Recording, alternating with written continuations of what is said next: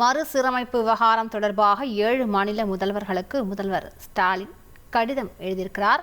இது பற்றிய முக்கிய செய்தியை நாம் பார்த்து வருகிறோம். கூடுதல் விவரங்களை செய்தியாளர் பாஸ்கரன் வழங்க கேட்கலாம். பாஸ்கரன், என்னென்ன மாநில முதல்வர்களுக்கு முதலமைச்சர் ஸ்டாலின் கடிதம் எழுதியிருக்கிறார்? விவரங்களை பதிவு பண்ணுங்க. Kerala, Andhra.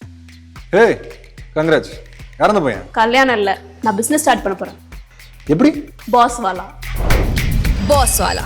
B the pass.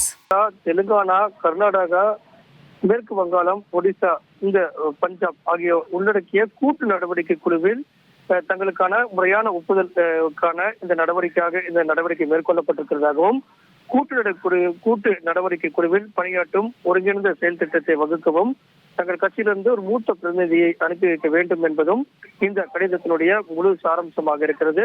அதை அடிப்படையாக கொண்டுதான் ஏற்கனவே தமிழக அனைத்து கட்சி கூட்டத்தில் எடுக்கப்பட்ட முடிவின் அடிப்படையில் 2026 ஆண்டுக்கு பின் மேற்கொள்ளப்படும் மக்கள் தொகை கணக்கெடுப்பின் அடிப்படையில தொகுதி மறுவரை செய்யப்பட்டால் நாடாளுமன்றத்துல பிரதிநிதித்துவம் குறையும் என்பதை எடுத்துக்காட்டும் வகையிலும் இதற்கான ஒரு கூட்டு நடவடிக்கை குழு அமைத்து தொடர் நடவடிக்கை மேற்கொள்ள வேண்டும் என்பது தொடர்பான முடிவுகள் எல்லாம் ஆலோசனையாக அனைத்து கட்சி கூட்டத்தில் முடிவெடுக்கப்பட்டது.